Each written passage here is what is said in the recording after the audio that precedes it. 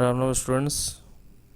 So basically in this lecture I am talking about Bayes theorem. So last lecture में हमने Bayes theorem से related कुछ problems किए थे, उसी को मैं कंटिन्यू करूँगा. ये बेसिकली आईआईटी एडवांस का क्वेश्चन है. तो क्वेश्चन क्या है? There are 3 bags B1 B2 B3. Okay. Bag B1 contains 5 red and 5 green balls. Okay. And bag B2 contains 3 red 5 green balls and B3 contain 5 red and 3 green balls. Okay. तो basically क्या given है? ये bag B1 है, ये bag B2 है और ये bag B3 है. ओके. बैग B1 में 5 रेड है और 5 ग्रीन बॉल है.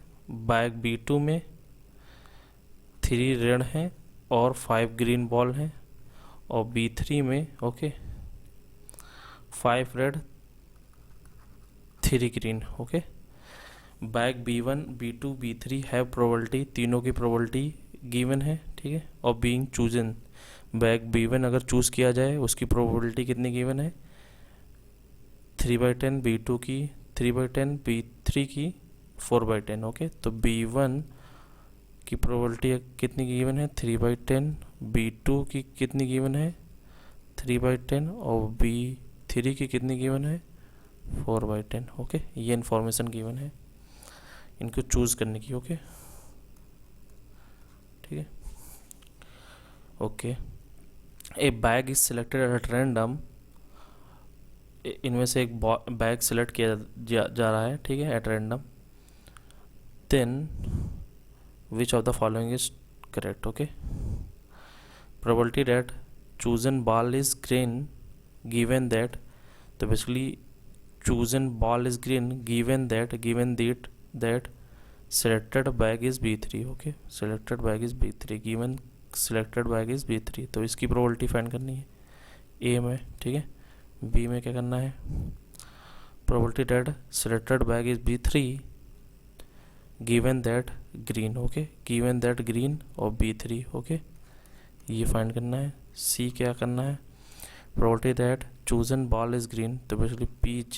ओके. ये फाइंड करना है. probability that selected bag is B3, D option क्या करना है? B3 एंड का मतलब मल्टीप्लिकेशन. ओके. एंड का मतलब मल्टीप्लिकेशन एंड का मतलब multiplication. Chosen ball is green equal. Okay.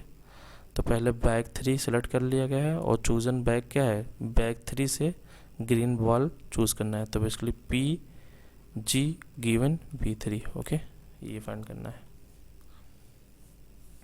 B3 select हो, उसमें से ग्रीन बॉल चूज़ करने की प्रोबेबिलिटी पूछ रहा है. बेसिकली ये वाली ब्रांच की प्रोबेबिलिटी पूछ रहा है. ठीक है. तो बेसिकली यहाँ से G ग्रीन बॉल B1 से हो सकता है. ठीक है. ग्रीन बॉल B2 से हो सकता है. ग्रीन बॉल B3 से हो सकता है. ठीक है. तो बेसिकली ये तीनों म्यूचुअली एक्सक्लूसिव इवेंट्स हैं. ठीक है. ओके. और ये लाइक्लीहुड इवेंट्स हैं. हमको G गिवन B3 निकालना है. ओके. G गिवन B3 निकालना है और B3 गिवन G निकालना है, PG निकालना है. ठीक है. ये टोटल प्रोबेबिलिटी है बेसिकली. ओके. ये G गिवन B3, ये प्रोबेबिलिटी फाइंड करना है, इस ब्रांच की प्रोबेबिलिटी. तो B3 में से ग्रीन बॉल निकालने की प्रोबेबिलिटी क्या हो जाएगी? ठीक है. B3 है, इसमें से ग्रीन बॉल कितने हैं? 3. और टोटल बॉल कितने हैं? 8. ओके. और B2 में ग्रीन बॉल कितने हैं? 5. टोटल कितने हैं? 8. तो 5/8. और B1 में ग्रीन बॉल कितने हैं? 5. टोटल कितने हैं? 10. ओके. तो ये प्रोबेबिलिटी हो जाएगी. ओके. तो G गिवन B3 की वैल्यू आ गई. G गिवन B3 की वैल्यू कितनी आ गई? 3/8. ओके. तो इसकी वैल्यू आ गई 3/8. ओके. अब निकालना है B3 given G. Okay. B3 given G का मतलब क्या है? Basically Bayes theorem. Okay. Just उल्टा पूछ रहा है. ओके. G गिवन B3 हमको पहले से पता होगा. ओके. ये पहले से पता है, जस्ट इसका अपोजिट पूछे तो बेस थ्योरम ये नोन है, ओके। ये हमको फाइंड करना है, तो बेस थ्योरम लगेगी, ओके। सो बेस थ्योरम में क्या आएगा, ऊपर B3 वाली ब्रांच, ओके, ये वाली ब्रांच अपॉन नीचे टोटल ब्रांच, ओके। तो 4/10 इंटू 3/8, नीचे टोटल कितना है 3/10 इंटू 5/10, 3/10 इंटू 5/10, ओके। फिर 3/10 इंटू 5/8, फिर 4/10 इंटू 3/8, ओके। तो ये B3/G आ गया, ठीक है। फिर क्या निकलना है, टोटल प्रोबेबिलिटी, मतलब तीनों ब्रांचेस का सम, ओके। तो ये क्या आ जाएगा, ये बेसिकली नीचे वाली प्रोबेबिलिटी, ओके। तो PG बेसिकली क्या आ जाएगा, 3/10, इसकी प्रोबेबिलिटी 3/10 इंटू 5/10 है, इसकी प्रोबेबिलिटी 3/10 इंटू 5/8 है, और इसकी प्रोबेबिलिटी 4/10 इंटू 3/8 है। इनका सम कितना हो जाएगा, 3/10, 5/10, 3/10, 5/8, 4/10 इंटू 3/8, ओके, 3/8। ये आ गई प्रोबेबिलिटी ऑफ G, क्लियर है, ओके। अब PB3 इंटू PG/3 का मतलब लास्ट वाली ब्रांच, ओके, ये वाले PB3 इंटू G/B3, तो 4/10 इंटू 3/8, ओके। तो ये प्रोबेबिलिटी आ गई। तो ये रिक्वायर्ड आंसर हो जाएगा through Bayes theorem, okay. Okay, next question लिखता हूँ।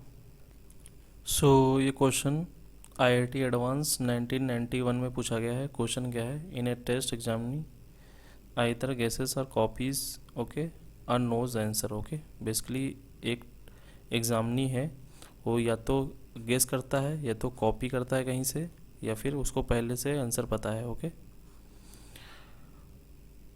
Answer the two A multiple choice question with 4 choices, okay. उस क्वेश्चन की बात हो रही है जिसके पास 4 ऑप्शन है, ओके, ABCD, ओके, 4 ऑप्शन की बात हो रही है, ओके। इनमें से कोई एक ऑप्शन सही होने की प्रोबेबिलिटी 1/4 होगी, क्लियर है, ओके। क्योंकि टोटल ऑप्शन 4 हैं, इनमें से एक सही है, तो 1/4, okay. Probability that he make a guess, तो बेसिकली या तो गेस करता है, कॉपी करता है, या उसको क्या है पहले से पता है। तो बेसिकली 3 म्यूचुअली एक्सक्लूसिव इवेंट्स हमको पता चल गई, ठीक है, ओके। तो सबसे पहले हम वर्किंग रूल पे जाते हैं। वर्किंग रूल पे क्या है कि हम इवेंट डिफाइन कर लेंगे, ओके, इवेंट डिफाइन कर लो। तो बेसिकली 3 इवेंट हमको मिल गई। एक क्या, वो गेस करेगा, ठीक है, वो कॉपी करेगा, और वो उसको पहले से पता है, ठीक है, knew, okay, knows the answer, okay. तो 3 इवेंट्स मिल गई जो म्यूचुअली एक्सक्लूसिव हैं, ओके, एंड एग्जॉस्टिव हैं, ओके। एक तो इन्फॉर्मेशन ये मिल गई, ठीक है, plus the probability that make guess, इसकी प्रोबेबिलिटी मेक गेस की प्रोबेबिलिटी कितनी है 1/3, ठीक है।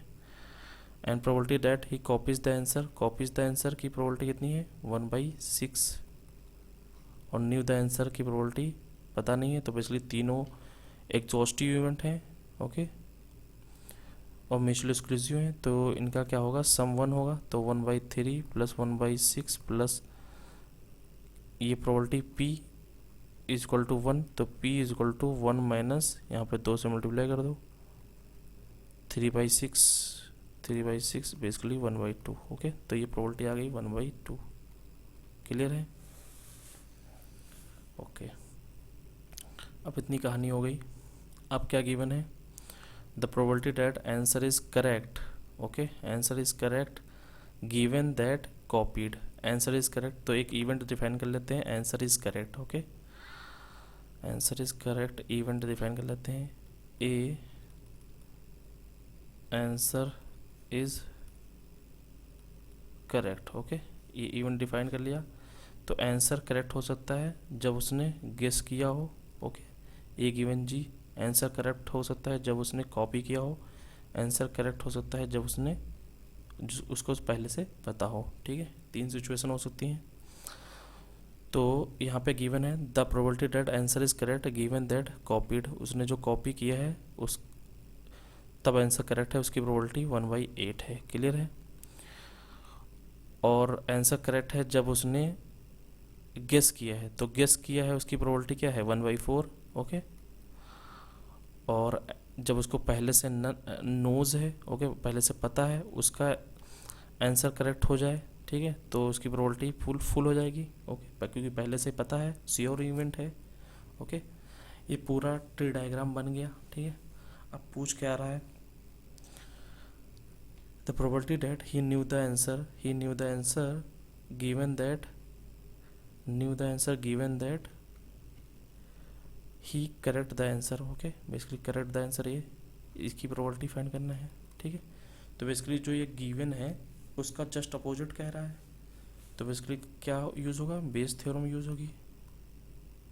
क्लियर है। ओके, तो बेस थ्योरम क्या होती है कि जिसकी प्रोबेबिलिटी पूछी जा रही है, ठीक है, बेसिकली के गिवन ए, तो वो वाली ब्रांच अपॉन टोटल ब्रांच का सम। ठीक है, तो बेसिकली क्या आ जाएगा 1/2 into 1 upon total branch 1/3 into 1/4, फिर 1/6 इंटू 1/8 प्लस 1/2 इंटू 1। क्लियर है। ओके, तो इसको सिंप्लीफाई कर लो, तो ये 1/2 आ जाएगा। ये कितना आ जाएगा 1/12 प्लस 1/48 प्लस 1/2। ओके ओके, तो इसको सिंप्लीफाई कर लो, तो क्या आ जाएगा 1/2, यहाँ से 1/2 अगर क्या करें कॉमन ले लें, तो यहाँ से 1/2 कॉमन आ रहा है, कॉमन ले लो। ठीक है, तो 1/6 प्लस 1/24 प्लस 1, ये 1/2 ये 1/2 कैंसिल हो गया। ठीक है, ओके, तो इसको मैं ऊपर सॉल्व कर लेता हूँ। ठीक है, तो क्या आ गया बेसिकली 1/1/6 प्लस 1/24 प्लस 1, तो ये क्या बन गया 1 अपॉन, यहाँ पे 24 एलसीएम ले लो। ठीक है, तो यहाँ पे आ जाएगा 4 प्लस 1 प्लस 24, तो ये क्या आ जाएगा 1 अपॉन कितना हो जाएगा 29 अपॉन 24, तो बेसिकली ये क्या बन जाएगा 24 अपॉन 29। क्लियर है, तो ये रिक्वायर्ड आंसर हो जाएगा। ओके, सो नेक्स्ट क्वेश्चन लिखता हूँ मैं। सो ये बेसिकली क्वेश्चन IIT एडवांस 2005 में पूछा गया है। ओके, क्वेश्चन क्या है समझते हैं। A person goes to office either car, scooter, bus और ट्रेन। ओके, तो बेसिकली इवेंट हमको डिफाइन करना होता है, देन पूरी इंफॉर्मेशन जब पता चल जाती है तो क्या फाइंड करना है वो देखना होता है। ठीक है, तो बेसिकली पर्सन ऑफिस जाता है, ये कोई ऑफिस है। ठीक है, ये ऑफिस है। अब यहाँ पर्सन 3 तरीके से जा सकता है। ठीक है, मैं ऑफिस थोड़ा पीछे लिखता हूँ। ठीक है, ये ऑफिस है, वो या तो कार से जा सकता है। ठीक है, सीमेंस कार, या फिर स्कूटर, या फिर बस, या फिर ट्रेन। ओके, वो 3 तरीके से जा रहा है। ठीक है, जिनकी प्रोबेबिलिटी भी गिवन है 1/7 जाने की, 3/7 और 2/7 और 1/7। क्लियर है, ये 3 प्रोबेबिलिटी गिवन है। फिर क्या गिवन है, probability that he reaches office late. Okay, late if he takes car, late if ये लेट पहुंच रहा है, if he takes car. Okay, takes मतलब कार के through, given that car. Okay, इसकी प्रोबेबिलिटी क्या गिवन है, 2/9। Okay, late by scooter. Okay, late by scooter का मतलब late given that scooter. Okay, he reaches late by scooter मतलब given scooter.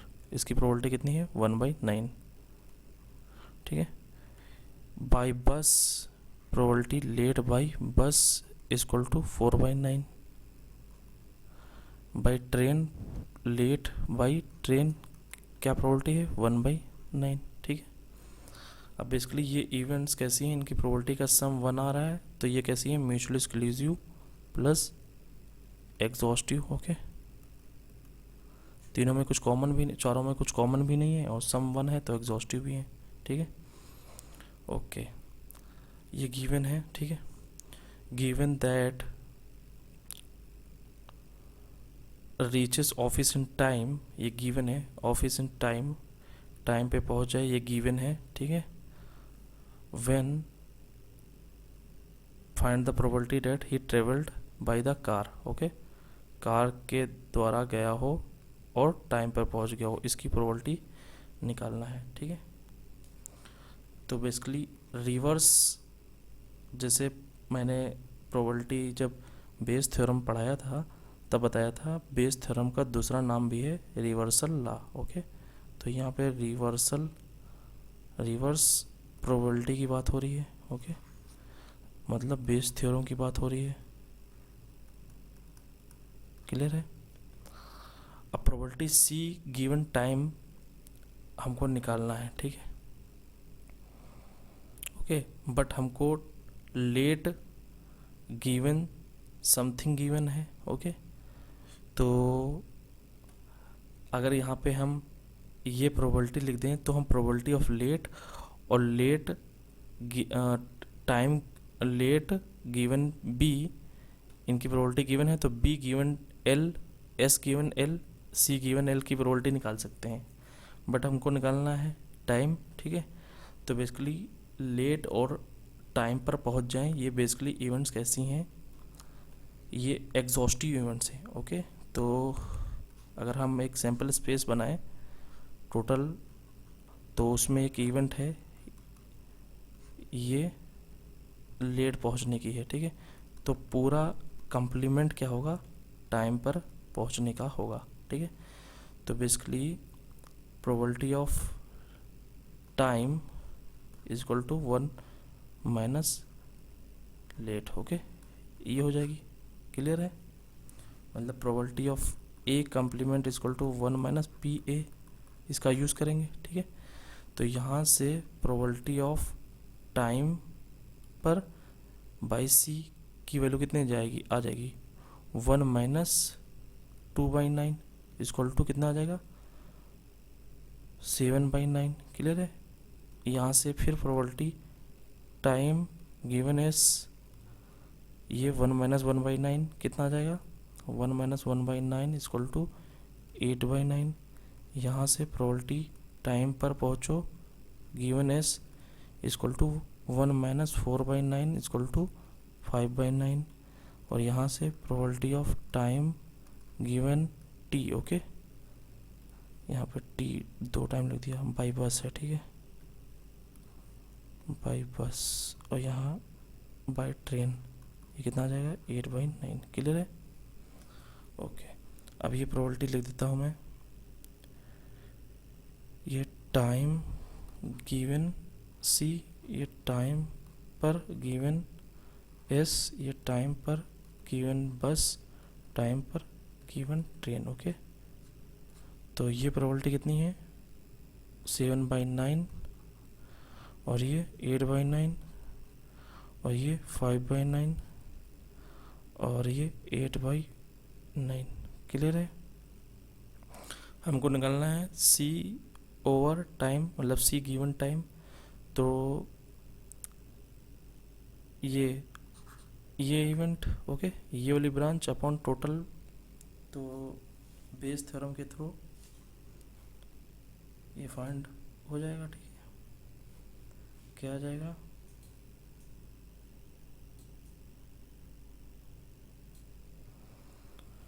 So probability of C given time is equal to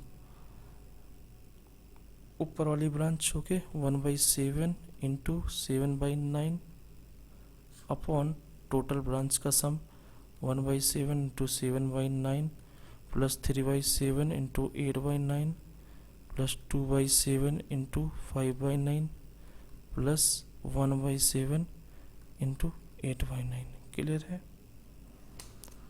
okay, तो इसको simplify कर लो। तो 7 से 7 cancel हो रहा है, ठीक है। तो 7 से 7 कैंसिल कर दिया हमने, ठीक है। तो 1/9 बचा, और 1/9 से 1/9 कैंसिल हो रहा है, सभी में 1/9 है। ओके, ये कैंसिल हो रहा है, तो क्या बचा? ऊपर 1 बचा, नीचे क्या बचा?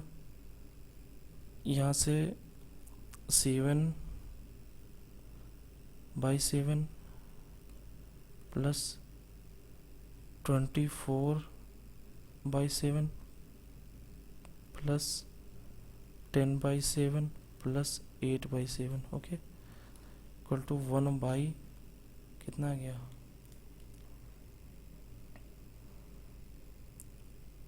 तो यहाँ से ऐड कर लो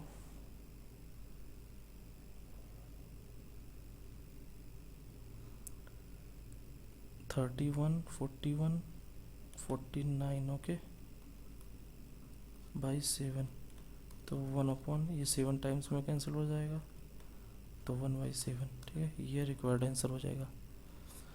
सो रिक्वायर्ड प्रोबेबिलिटी मतलब प्रोबेबिलिटी सी गिवन टाइम ओके, मतलब कार से पहुँचे टाइम पर उसकी प्रोबेबिलिटी 1/7 होगी, ठीक है। ओके।